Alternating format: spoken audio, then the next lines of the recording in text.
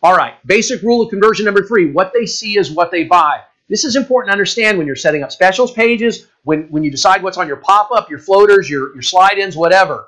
See, when your visitors are in a hurry or pressed for time, especially as they might be on mobile, they are more likely to interact with visual content. So buttons and forms with pictures, for example, or images. So think about that when you look at your mobile site especially. Make sure that that text us button is nice and clear when I get to the site. Make sure that if you have any kind of pop on the site that it's very clear, it's very visual for the customer, they will interact with that. Basic rule of conversion number 4 is avoid calls to action that resemble an ad. See, we've learned as humans to avoid looking at ads online and anything that resembles an ad. So your calls to action shouldn't look like that cool banner ad that's at the top of every website that you go to.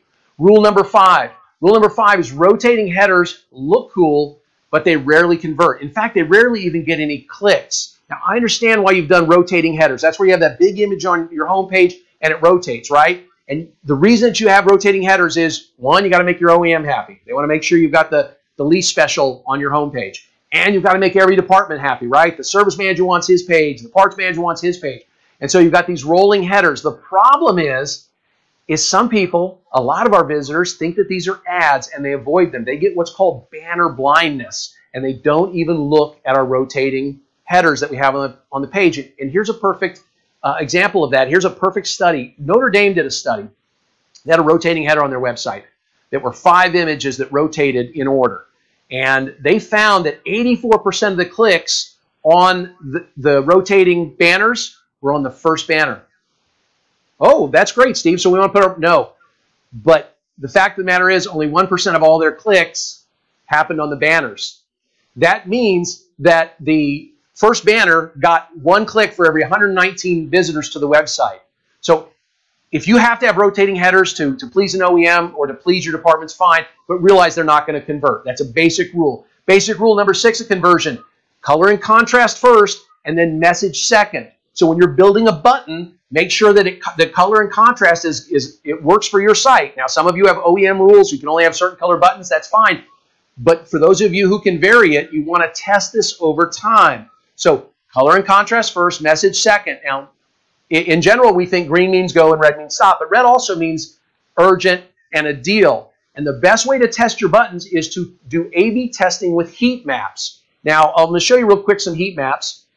These are just, we don't need to dive too deeply into these. Just so we know, just so we're all on the same page what heat maps are, you should be using these on your website, and there actually are some pretty cool tools out there that are not expensive. I'm going to leave this up for a minute so you guys can get these names down.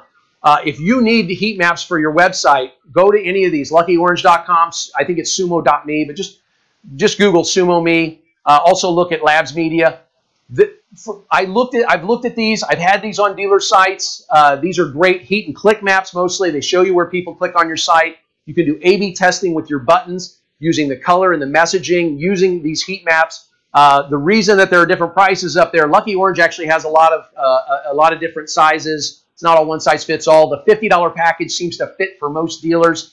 The SumoMe $39 package, and by the way, they have more than just heat maps, seems to fit for most dealers. And the free package from Labs Media, for an average to a smaller size dealer, that is really all you need. They're very easy to set up. Get your website provider to set these up for you. Not a lot of code goes into it. Again, I'll leave that up for just a second so you can take a look at it. When you do this A/B testing, right, when you put things on your site and you A/B test, use the key performance indicators, KPIs, but make sure they're useful measurements. Don't look at time on site or bounce rate. See, because you have so many landing pages now throughout your website, this is not the same as it was back when I worked for Reynolds Web Solutions. We have tons of landing pages throughout our site, meaning that people are finding content and coming directly into a deep link into our site. Because that landing page might show them exactly what they want to see, they're going to show as a bounce. They get right on the vehicle they want. They searched used Ford Mustangs in your market. They found your vehicle detail page view. They saw the exact Mustang they've been looking for. It's at the right price. They close their computer. They run down and buy the car. They're going to show as a bounce. See, time on site and bounce rate are meaningless. And I'm going to show you exactly why these are meaningless. What's better? These are 2 dealers that I've worked with. One of them had average time on site for visitors of 3 minutes and 24 seconds. The other one had an average time on site of 4 minutes and 14 seconds. Which one do you think's better? use the hashtag UDAdvantage to tell me which one's better, and you'll be entered into our contest. Now, obviously you know where I'm going with this.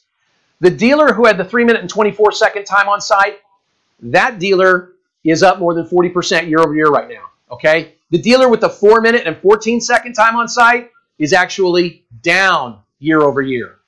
See, time on site is meaningless. If you give them the content that they're looking for quickly, they will either submit a lead or they'll stop everything, run on down, and give you a chance to earn their business. Let's talk about, when we talk about location, see, what happens if we missed our chance, right? What happens? They were on our site. What's the best location to have a lead for them after they leave? A lot of you are doing retargeting. In fact, some of you are spending $10,000 a month or more retargeting people who've been to your website. Why? Because you want to get them back to your website so you have a chance to earn their business. Get them back to the website, get them to complete a lead form. Get them back to the website, get them to pick up a phone. Get them back to the website, show them enough information so they drop everything, run down and buy a car. Well, that retargeting is, I was going to say great. That's good for some of you. I would look at the ROI on that. Again, this is not a class around that or even around Google Analytics. There's a lot of people out there who can show you that.